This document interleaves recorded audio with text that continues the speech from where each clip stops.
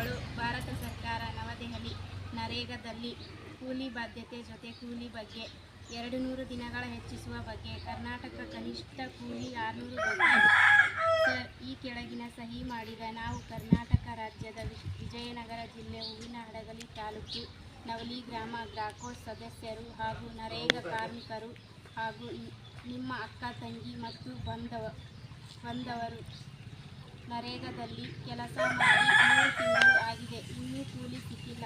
1972ರ ಕಾರ್ಮಿಕರ ಕೂಲಿ ಕಾನೂನಿನ ಪ್ರಕಾರ ಕೂಲಿ ಬಾಧ್ಯತೆ ಸಹಿತ ಕೂಲಿ ಕೊಡಿ. ನಿಮ್ಮ ಅಕ್ಕ ತಂಗಿಯರು ಮತ್ತು ಕುಟುಂಬದವರು ಉಪವಾಸ ಹಾಗೂ ಕನಿಷ್ಠ ಜೀವನ ನಡೆಸುತ್ತಿದ್ದಾರೆ. ನರೇಗಾದಲ್ಲಿ ಪ್ರತಿ ಕುಟುಂಬಕ್ಕೆ 200 ದಿನಗಳನ್ನು ಕೊಟ್ಟು ಗ್ರಾಮೀಣ ಕುಟುಂಬ ವಲಸೆ ಹೋಗುವುದನ್ನು ತಡೆಯಿರಿ. ನೀವು ಕೊಡುವ ಕೂಲಿ ನಮ್ಮ ಕುಟುಂಬದ ನಿರ್ವಹಣೆ ಮಾಡಲು ಕಷ್ಟ ಆಗುತ್ತದೆ. ಕರ್ನಾಟಕದ ಕನಿಷ್ಠ ಕೂಲಿ 600 ರೂಪಾಯಿಗೆ ಹೆಚ್ಚಿಸಿ ಕೊಡುತ್ತೀರಿ ಎಂದು ನಂಬಿ ತಮ್ಮ ಗಮನಕ್ಕೆ ತಂದಿರುತ್ತೇವೆ. ನಂಬಿಕೆಗಳೊಂದಿಗೆ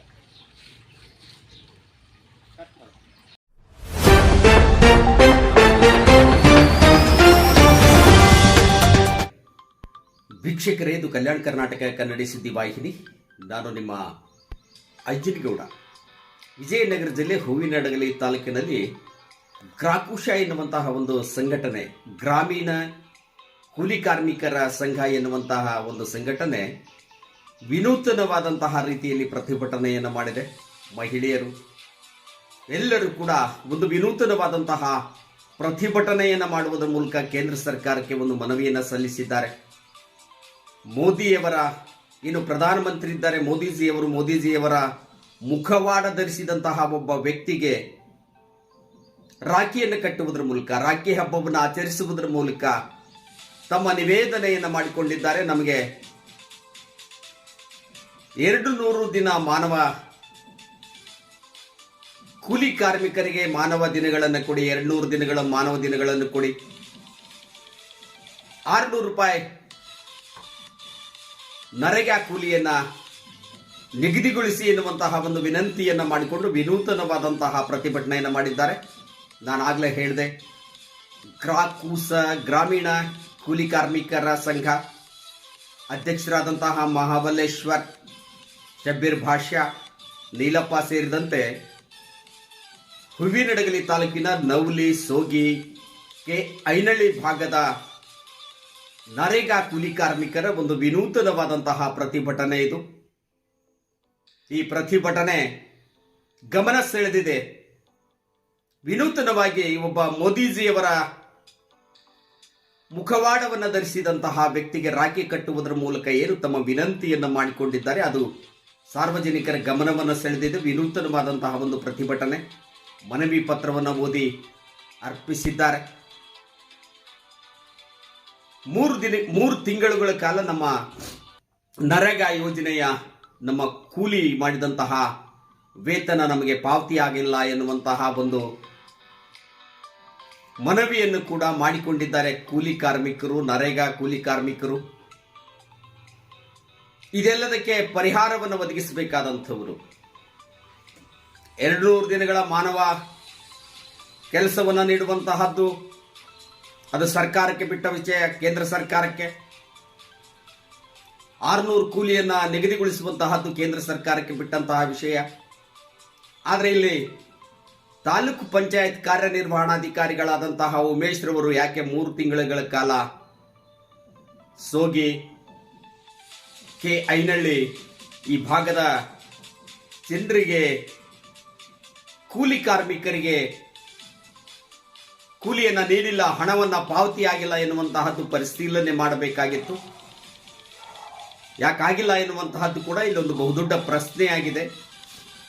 ಆದರೆ ಈ ವ್ಯಕ್ತಿ ಏನೀಗ ಹೂವಿನಹಡಗಲಿ, ವಿಜಯನಗರ ಜಿಲ್ಲೆ ಹೂವಿನಹಡಗಲಿ ತಾಲೂಕು ಪಂಚಾಯತ್ ಕಾರ್ಯನಿರ್ವಹಣಾಧಿಕಾರಿಗಳು ಉಮೇಶ್ ಇದ್ದಾರೆ. ಉಮೇಶ್ ಒಬ್ಬ ನಾಜೂಕಯ್ಯನಂತೆ ಗೋಚರಿಸ್ತಾ ಇದ್ದಾರೆ. ಏನೇ ಕೇಳಿದ್ರು ಜಾರಕಿ ಉತ್ತರವನ್ನು ಕೊಡ್ತಾರೆ. ಸರಿಯಾದಂತಹ ಉತ್ತರ ಇಲ್ಲ. ತಾವೊಬ್ಬ ಕಾರ್ಯನಿರ್ವಹಣಾಧಿಕಾರಿಗಳು ಎನ್ನುವಂತಹ ಒಂದು ಪರಿಜ್ಞಾನವು ಅವರಿಗಿಲ್ಲ. ನನ್ನ ಜವಾಬ್ದಾರಿಗಳೇನು, ಹೂವಿನಹಡಗಲಿ ತಾಲೂಕಿನ 26 ಗ್ರಾಮ ಪಂಚಾಯಿತಿಗಳ ಒಬ್ಬ ಅಧಿಕಾರಿ ನಾನು, ಅಧಿಪತಿ ನಾನು ಎನ್ನುವಂತಹ ಜವಾಬ್ದಾರಿಯುತವಾದಂತಹ ಮಾತುಗಳು, ಉತ್ತರಗಳು ಕೂಡ ಅವ್ರಿಗೆ ಇಲ್ಲ. ಏನೋ ಹೇಳಿದ್ರೆ ಏನೋ ಹೇಳ್ತಾರೆ. ಯಾವಾಗಲೂ ಕೂಡ AC ರೂಮ್ನಲ್ಲಿ ಕುಳಿತು ಇವರು ಕಾರ್ಯವನ್ನು ನಿರ್ವಹಿಸ್ತಾರೆ. 2 ದಿನ ಫೋನ್ ಮಾಡಿದ್ರೆ 3ನೇ ದಿನಕ್ಕೆ ಫೋನ್ ಕಾಲ್ ರಿಸೀವ್ ಮಾಡ್ತಾರೆ, ಏನೋ ಒಂದು ನೆಪ ಹೇಳ್ತಾರೆ. ಇಲ್ಲ ಒಂದು ಸಮಸ್ಯೆ ಇತ್ತು, ಹಾಸ್ಟೆಲ್ ಸಮಸ್ಯೆ ಇತ್ತು, ನೀವು ಹೋಗ್ಬೇಕಾಗಿತ್ತು, ನೀವು ಪರಿಶೀಲನೆ ಮಾಡಬೇಕಾಗಿತ್ತು, ನೀವು ನಮ್ಮ ಫೋನನ್ನು ರಿಸೀವ್ ಮಾಡಲಿಲ್ಲ, ವಿಡಿಯೋ ಹಾಕಿದ್ದೆ, ವಿಡಿಯೋ ನೋಡಿದ್ರ ಅಂತ ಕೇಳಿದ್ರೆ ಇಲ್ಲ, ವಿಡಿಯೋ ನೋಡೋದಿಲ್ಲ ನಾನು, ಅದರಲ್ಲಿ ಏನೇನೋ ಜಾಹೀರಾತು ಇರ್ತವೆ ಎನ್ನುವಂತಹ ಮಡಿವಂತಿಕೆಯ ಉತ್ತರವನ್ನು ಕೊಡ್ತಾರೆ. ಒಬ್ಬ ಮಹಿಳೆ THO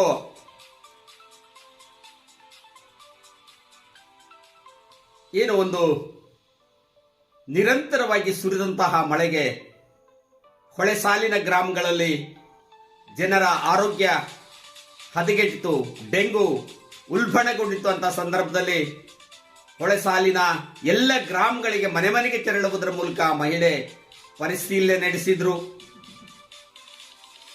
ಆದರೆ ಈ ವ್ಯಕ್ತಿ ಎಲ್ಲಿಯೂ ಕೂಡ ಹೊರಗಡೆ ಹೋಗಲೇ ಇಲ್ಲ, ಫೋನ್ ರಿಸೀವ್ ಮಾಡಲಿಲ್ಲ.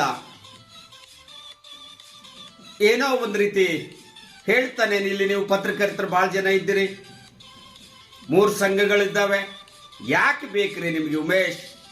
3 ಸಂಘಗಳಿರ್ತವೆ, 6 ಸಂಘಗಳಿರ್ತವೆ.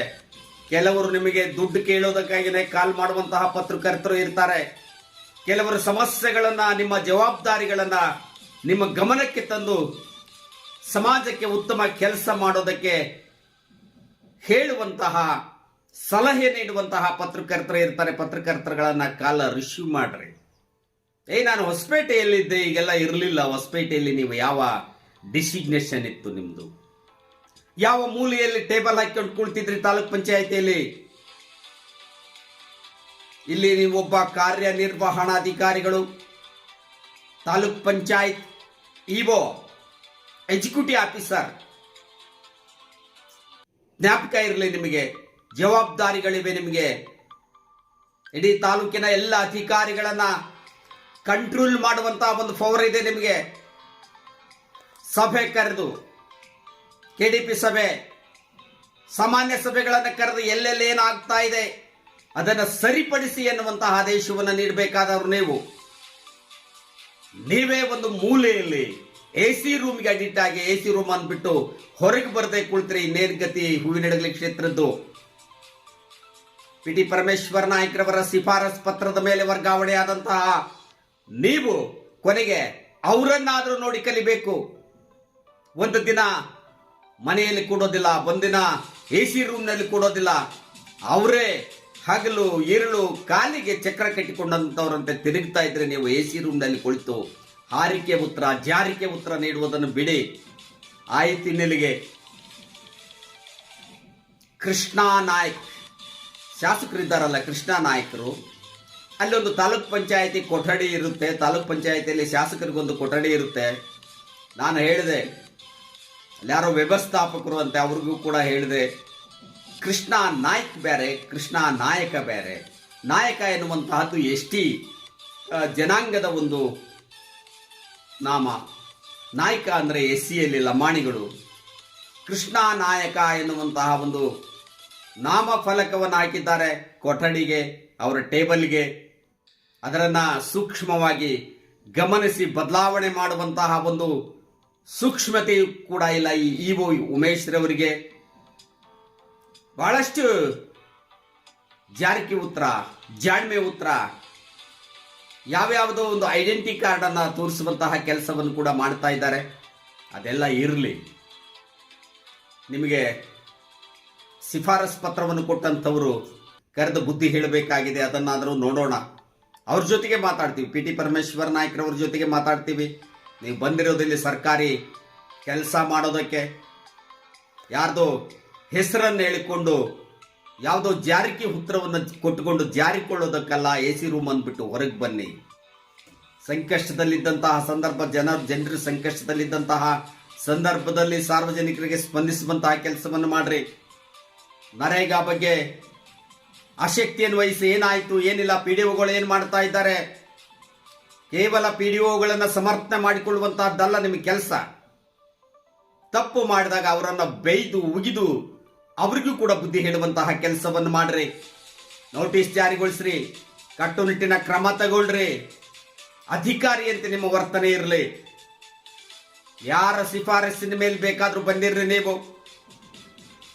ಚೇರಿಗೆ ಬಂದು ನೀವು ಕುಂದ್ರೋವರೆಗೂ ಮಾತ್ರ ನಿಮ್ಮೆಲ್ಲ ಜಾತಿ ನಾಯಕರು ಎಲ್ಲರ ಶಿಫಾರಸುಗಳು ನಿಮಗಿರ್ತವೆ. ಆದರೆ ಇಲ್ಲಿ ಬಂದು ಕುಂತಾಗ ನೀವೊಬ್ಬ ಸಾರ್ವಜನಿಕ ವ್ಯಕ್ತಿಗಳ ಸೇವೆಯನ್ನು ಮಾಡುವಂಥವರು, ಸರ್ಕಾರದ ಸಾರ್ವಜನಿಕರ ತೆರಿಗೆ ಹಣದಲ್ಲಿ ಸಂಬಳವನ್ನು ಪಡೆಯುವಂತಹ ಒಬ್ಬ ಸೇವಕರು. ಅದನ್ನು ಮರಿಬೇಡಿ. ಧಿಮಾಕು, ಗತ್ತು, ಗೈರತ್ತನ್ನು ಬಿಟ್ಟು ಕೆಲಸ ಮಾಡೋದನ್ನು ಕಲಿರಿ.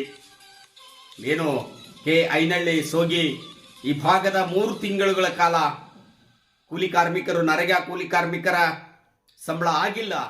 ಆ ಬಗ್ಗೆ ಎಚ್ಚರವನ್ನು ವಹಿಸ್ರಿ.